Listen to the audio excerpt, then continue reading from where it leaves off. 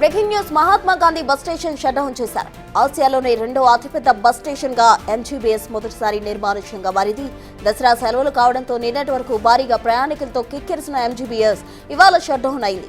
వరద ప్రభావంతో ఎంజీబీఎస్ ను బంద్ చేశారు. తెలంగాణ, ఏపీ రాష్ట్రాల్లోని అన్ని జిల్లాలతో పాటు ఇతర రాష్ట్రాలకు ఎంజీబీఎస్ నుంచే బస్సులు నడుస్తాయి. ప్రస్తుతం శివారు ప్రాంతాల నుంచి బస్సులు ఆపరేట్ చేస్తున్నారు. మంత్రి పొన్నం ప్రభాకర్ ఎంజీబీఎస్ కు వెళ్లారు.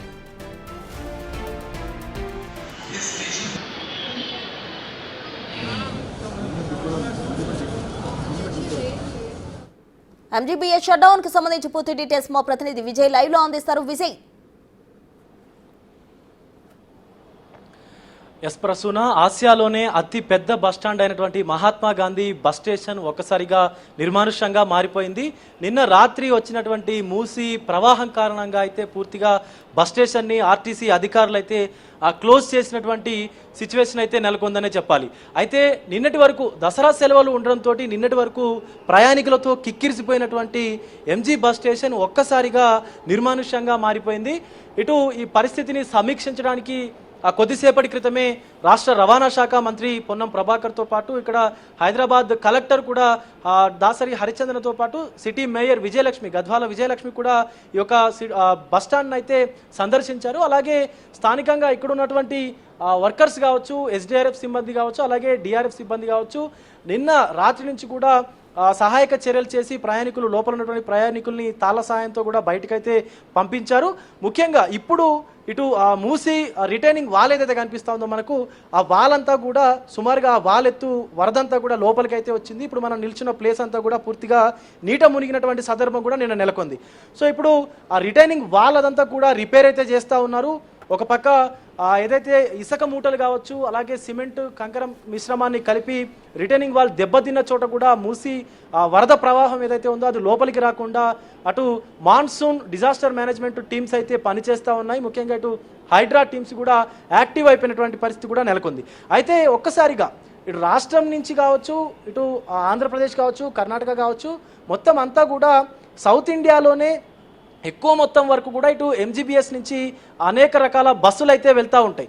సో ఇప్పుడు ఒక్కసారిగా ఇటు మూసి ప్రవాహం సంబంధించి వరద నీరు బస్ స్టేషన్ లోపలికి రావడంతో ఈ బస్ స్టేషన్ మొత్తం, ఎంజీ బస్ స్టేషన్ మొత్తం కూడా నిర్మానుష్యంగా మారిపోయింది. ఎన్నడూ లేని విధంగా అధికారులు అయితే పూర్తిగా రవాణాని మొత్తం కూడా నిలిపివేశారు. స్థానికంగా ఉన్నటువంటి ఇక్కడ హైదరాబాద్కు సంబంధించినటువంటి శివారు ప్రాంతాల్లో మాత్రమే ఎటైతే ఇటు నల్గొండ కావచ్చు, విజయవాడ కావచ్చు, అలాగే ఇటు వరంగల్కు సంబంధించినటువంటి బస్సుల్ని ఉప్పల్ సైడు, అలాగే ఇటు విజయవాడ వెళ్ళేటువంటి బస్సులను అయితే ఎల్బీ నగర్ సైడు శివారు ప్రాంతాల్లోనే పూర్తిగా బస్సులను అయితే నడిపిస్తూ ఉన్నారు. ఇటు గద్వాల అలాగే మహబూబ్ నగర్ వెళ్ళేటువంటి బస్సులను మెహదీపట్నం ఆ ఏరియా నుంచి అయితే నడిపిస్తూ ఉన్నారు.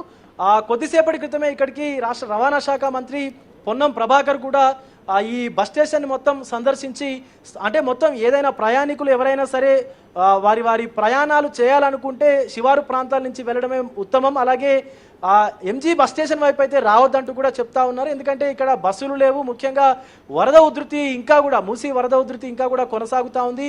ఆ బ్యారిగేడ్స్ని ఏర్పాటు చేసి ఎక్కడికక్కడ బస్ స్టేషన్ లోపలికి వచ్చేటువంటి ప్రయాణికులను కూడా అనుమతించకుండా పూర్తిగా బస్సులు నిలిపివేసినటువంటి సందర్భం ఉంది. కాబట్టి ఎవరిని కూడా అనుమతించట్లేదు. పూర్తిగా షాప్స్ కావచ్చు, అలాగే ఇక్కడ ఉన్నటువంటి స్థానికంగా చిన్న చిన్న వ్యాపారాలు చేసేటువంటి చిరు వ్యాపారులు కావచ్చు, మొత్తం అంతా కూడా క్లోజ్ చేసుకున్నటువంటి మొత్తం నేపథ్యం అయితే కనిపిస్తూ ఉంది.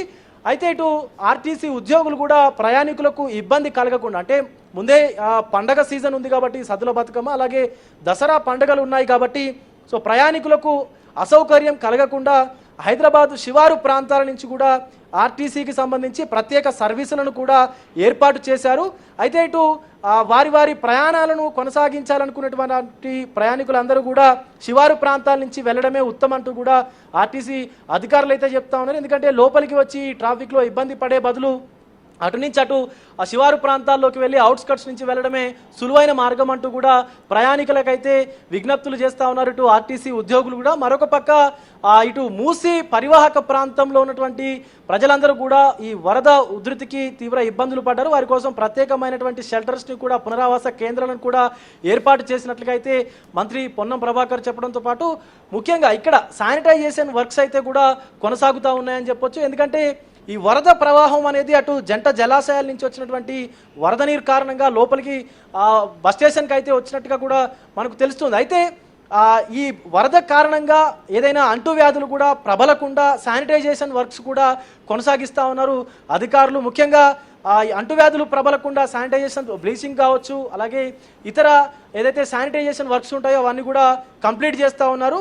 అయితే ఈరోజు లేదా రేపటి వరకు పూర్తిగా ఎంజీ బస్ స్టేషన్ని తిరిగి వాడుకలోకి తీసుకొచ్చేందుకైతే అధికారులు సన్నాహాలు మొదలుపెట్టారు. మరొక పక్క ఏదైతే రీటైనింగ్ వాల్ మనం ఇందాక చెప్పుకున్నట్టుగా మూసీ నదికి సంబంధించి పక్కనే ఈ ప్రవాహానికి సంబంధించి లోపలికి తిరిగి వాటర్ రాకుండా అయితే రీటైనింగ్ వాల్కు సంబంధించి డిఆర్ఎఫ్ సిబ్బంది కావచ్చు, అలాగే ఎస్డిఆర్ఎఫ్ సిబ్బంది కావచ్చు, ఇక ఎవరైతే మాన్సూన్ రెస్పాన్సిబుల్ ఫోర్స్ టీం ఉంటారో ఆ మాన్సూన్ సంబంధించినటువంటి టీంలు కలిసి ఒక జేసీబీ వాహనంతో పూర్తిగా ఆ రీటైనింగ్ వాల్ని అయితే తిరిగి నిర్మిస్తూ ఉన్నారు. ఎందుకంటే అక్కడి నుంచే లోపలికి వరద నీరు పెద్ద ఎత్తున లోపలికి వచ్చింది. సో ఆ లోపలికి వచ్చినటువంటి వాటర్ వల్లనే పూర్తిగా బస్టాండ్ అంతా కూడా నీట మునిగింది.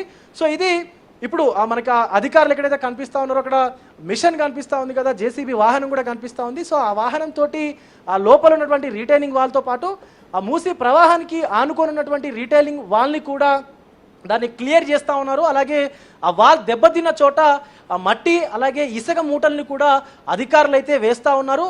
తిరిగి ఒకవేళ కనుక ప్రవాహం ఎక్కువైతే కనుక తిరిగి మళ్ళీ బస్టాండ్లోకి నీరు చేరకుండా చర్యలు అయితే ఇప్పటికే అధికారులు చేపట్టారు. మరి కొద్ది గంటల్లోనే ఈ యొక్క శానిటైజేషన్ వర్క్స్ కూడా కంప్లీట్ చేస్తామంటూ అధికారులు చెప్తా ఉన్నారు. మరీ ముఖ్యంగా రేపటికల్లా, ఎందుకంటే ఈ దసరా సెలవులు ఉన్నాయి కాబట్టి సుదూర ప్రాంతాలకు వెళ్ళే వాళ్ళు ఉంటారు. తెలంగాణ నలుమూలల నుంచి కూడా ఎంజీ బస్ స్టేషన్కు బస్సులు వెళ్తూ ఉంటాయి. సో ఖచ్చితంగా రేపటి వరకల్లా ఈ బస్ స్టేషన్ని తిరిగి పునరుద్ధరించి అంటే వాడుకలోకి తీసుకొచ్చేందుకైతే ప్రయత్నిస్తామంటూ ఆర్టీసీ అధికారులు కూడా చెప్తా ఉన్నారు. సో ఎందుకంటే హైదరాబాద్లో నుంచి తెలంగాణ రాష్ట్రం అంతటా కూడా చాలామంది ప్రయాణికులు అయితే ప్రయాణిస్తూ ఉంటారు. సో అలాంటి వారికి ఇబ్బందులు కలగకుండా ఉండేందుకు, ఇబ్బందులు తలెత్తకుండా ఉండేందుకు అన్ని రకాల చర్యలు కూడా చేపట్టినట్టుగా అయితే తెలుస్తుంది. ప్రసూన.